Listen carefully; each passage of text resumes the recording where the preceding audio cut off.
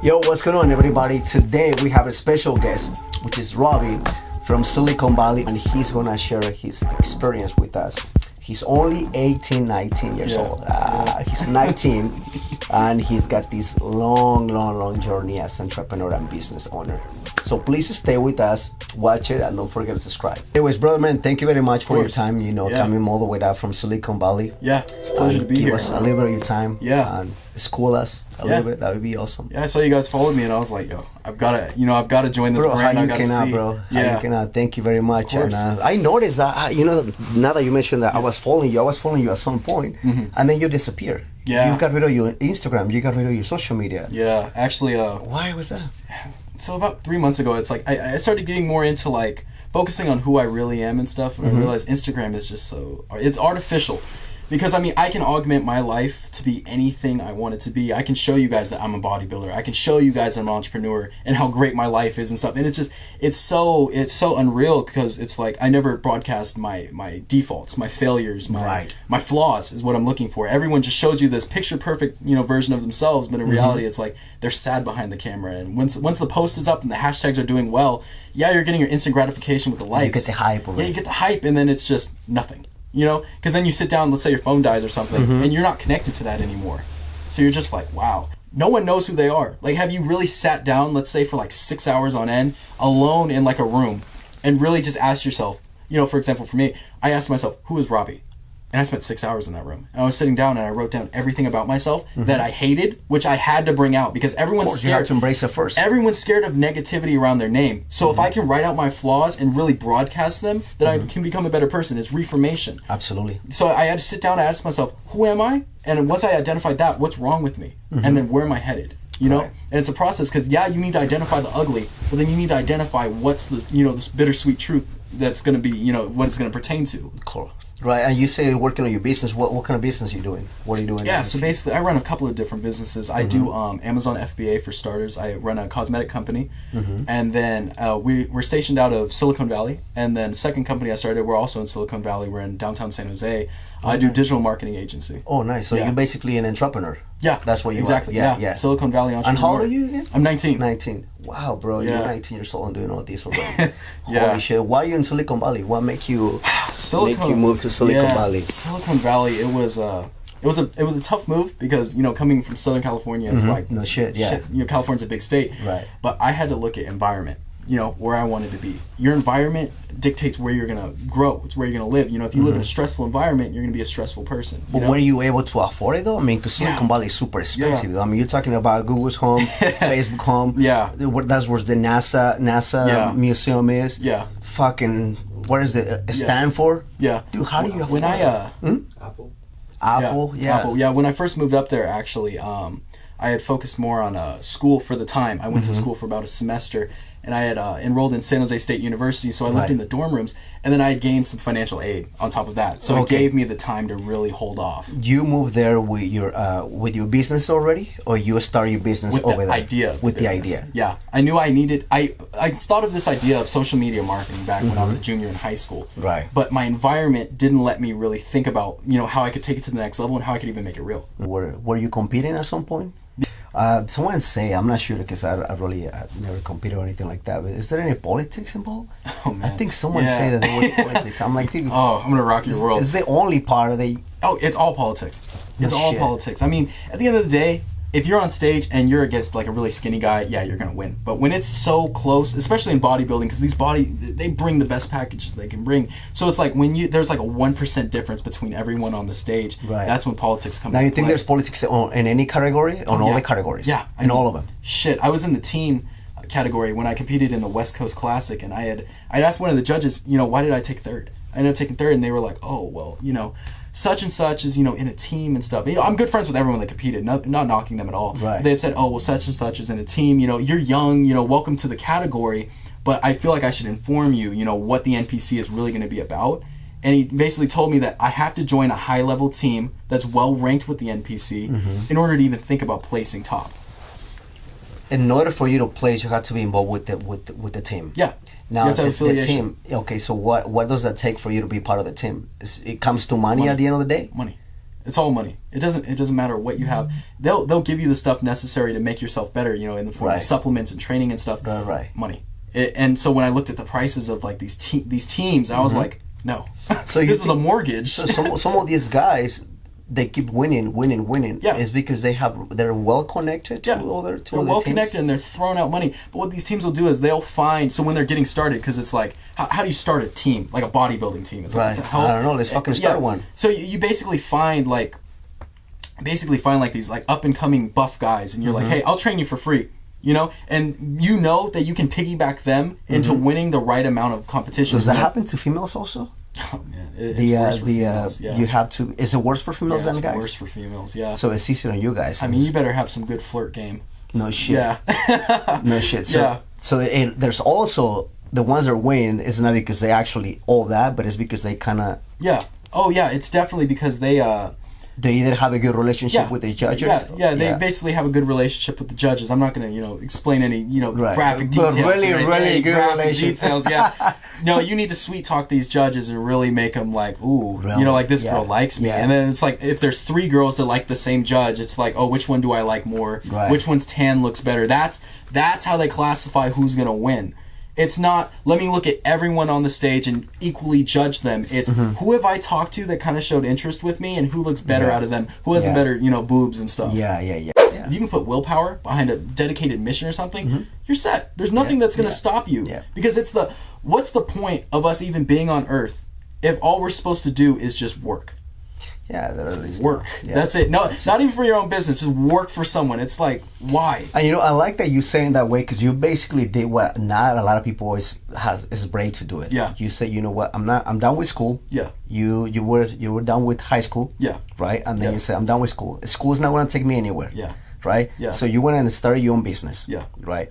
So you're not living on the perspectives of everybody else. Like go to school, graduate, be married, have kids, and then that's life. Yeah. So you want to live life on your own terms.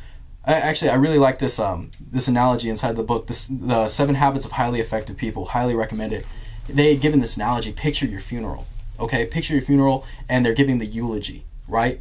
What do I want to say? Oh, he was an okay guy. He's cool. Just kind of those nobodies in the back. Yeah, it's an average guy. At the end of the day, it's an average guy. When someone asks my best friend, what did he leave in like monetary form? I want my best friend to look at that guy and look him dead in the eye and say he left it all, and not just meaning in monetary form, meaning I left every bit of life into everything I did. Yeah, that's exactly. I wake up and so it's like when I'm feeling lazy, I'm like, shit, dude. You got to keep in mind you're gonna die one day. Yeah. So it's like with the idea in mind, it's like fuck. I'm gonna sleep for eternity. I might as well live while I'm awake right now, and then while I am asleep, why not elevate my mind? Yeah. It's just that's the ideology that you have. That's the mentality that you have. Yeah. Being a human being is like 1 in a trillion chance. I mean, think about how many sperm, during like conception and stuff. It's ridiculous. It's like, what the hell? And you made it. You won the lottery. And there's nothing stopping you from being the best version of yourself. And people think that means be a millionaire. No, people got it wrong though. Money doesn't bring you happiness. Money doesn't. No, it doesn't. No. It's a vehicle. It makes things easier. A vessel. That's it. It gives you the freedom, Yeah. But it's not going to make you a better person, and it's not going to give you the happiness. Yeah, cryptocurrency, it's the future. A lot of people don't even know about it, bro. Yeah. A lot of people don't believe in it. I keep telling one of my best friends, my best friend, I say several times, buy it. He still don't believe on it. No. He still do not believe on it. One universal worldwide currency, like, are you kidding me? They don't get it. Perfect, right there. So if I want to send money to some guy in Uganda, I can send him Bitcoin. Yeah. Versus I have to go through PayPal, convert, and then send him, like the rupee to US dollar amount. In that country. Yeah, it's ridiculous. And it's like you look at like Argentina and stuff, all these companies' currency and stuff, it's depleting. Cash is not going to be a thing in a decade. Yeah. No, I don't carry cash. No. I carry card. But now it's going to be a Bitcoin card. I guarantee, because you go to a mall in Silicon Valley, you're going to see the Bitcoin ATMs. Yeah. Beep, right there. You can pay for your shit in Bitcoin. I know. I mean, it's amazing, though, that everything's coming from there. The technology in Silicon Valley is huge. That's why I love it. Yeah. Maybe that's why you're more related to this than everybody else outside of the Silicon Valley. And that goes back to environment. Because because environment, seeing Bitcoin ATM machines really changes your perspective. Seriously, yeah. And then going to like Palo Alto and all these cool places where all these tech startups, I mean, Zip2, basically like PayPal, and all these companies were founded in the roots of these companies. I live on the same street that PayPal is on now. Yeah. No shit. Yeah. Okay, now guys, if you guys want to go find him. Oh yeah. Now that you know where's he at. Downtown San Jose.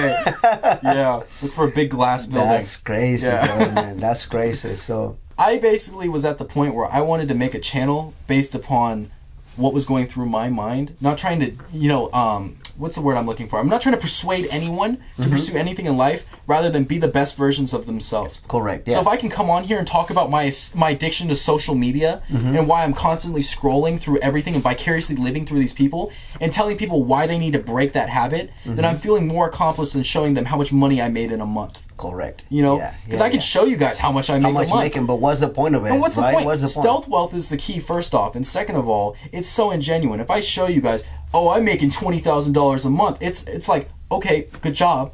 But why? But show what? me show me your spirit. Show me that you're a human being. Yeah. Show me your personality. It's so ingenuine. So I'm coming on there saying, I have my businesses and stuff. I keep that all separate from the channel. I talk about what the viewer is going through. I try to put myself in their position. Millennials and insecurity. That's what I wanted to focus on and how to break those. What do you think are the biggest insecurities now on the millennials and on the society we're living right now? We have this rush, this instant need for wealth.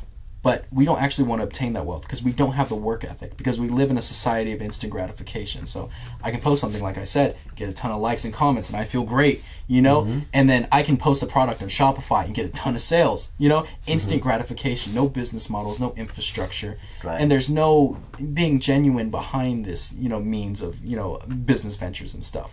So the biggest insecurities with millennials, in my opinion, like I said, it's basically, it's social media. Social media makes you insecure. Yeah. Being on Instagram. We were just talking about with Molly. Yeah. When I was off Instagram, I was the happiest I'd ever been. I felt amazing. But also social media, Instagram is a big thing to make money. Oh, huge. Yeah. I mean, you see, oh, believe me, it has to be like when a I say I balance. don't use Instagram, I don't use it for personal use. Right. Just use it for what it needs to be used. Use it for the business. That's it. And that's what we've been doing. And people kind of like, people start kind of not liking me so much. Yeah.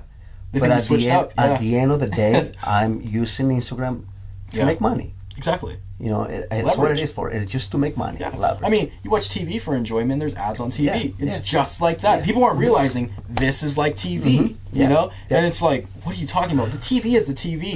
No. This is the 21st century version of cable. New era. Absolutely. TV's the radio. TV's the radio. Yeah. Oh, TV's the version of the radio, Honestly, thank you very much, for the time and everything that you share with us and the audience. Is there anything else anything you want to just tell the audience they can learn from you? They can something you want to leave for them, they can leave off and not be afraid. Show them and tell them that not to be afraid. That you basically left Temecula, being 18, you moved to Silicon Valley, you run multiple businesses, and you're living life on your own terms. Yeah. Right.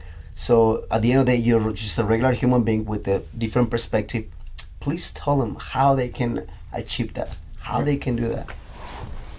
Something that I really wanted to get across, why I did this podcast and why I really came on here is because I want to convey the idea that everyone needs to stop vicariously living through other people, and that time control is essential. You can live your life exactly how you want it to be. You can be your own hero, doing exactly what you want to do on a daily basis. Don't think of things in the long. You think of, I want to do this, I want to do that. You overwhelm yourself. Think of, what can I do today to be the best version of myself? Success is compounded. So if you win your daily battle every day for 365 days, that's a whole year's worth of battles right there. You're going to be a complete different person. Don't go numb to your emotions. Embrace them. Embrace what you're feeling throughout the day. If you're feeling sad, acknowledge that you're feeling sad. Write down why you're feeling sad and really feel that emotion. Don't put it into social media. When you put it into social media, it's an inorganic substance, and you're not going to get anything back from it. It's the law of transmutation. If I put my energy into something and I don't reciprocate or get it back, it's nothing. It's a waste of energy. If I can put it into a relationship, my sorrow or something, I'm going to get something back from it. So really take your emotions into account. Don't put it onto social media. Sit down, write out what you're feeling on a daily basis, and really get a roadmap down of how you can improve your life. It's okay that you're at rock bottom right now. It's okay that you're not where you want to be, because it's not the end. This is one chapter in a very long novel. And I don't even care if you're 50 years old and you're on chapter 50. There's still more chapters to go. You know, nothing is ever over. It's not over till the fat lady sings. Life is never over. It's a never-ending journey of knowledge and education. And the more you educate, the more you elevate. And you can take your life to the next level and become the best version you want to be without anyone's help or guidance. You don't need to buy courses. You don't need to go to school. You don't need to ride the corporate ladder. You just need to sit down and ask yourself, who am I? What do I want to do? And how do I want to feel? That's the most important part. What emotions do I want to feel as I'm going throughout my life? Because I can have money. If I'm sad, that money means nothing. Because if I look at a poor guy who's happy about his family, I'm going to envy him. And in retrospect, that guy is looking at the rich guy saying, oh, he has that car. You know, it's a never-ending cycle. Be happy for what you have and never stop gaining. Anyways, guys, thank you very much. It was an amazing episode. Yeah, thank you very much, brother. Of course, I loved it. So much love. Yeah. I feel like we got deep today. Yeah, seriously, yeah. We learned too much from you. Yeah. Thank you very much. And this is a wrap. We gotta go and stay tuned for next one. Thank you. Like a light, hey,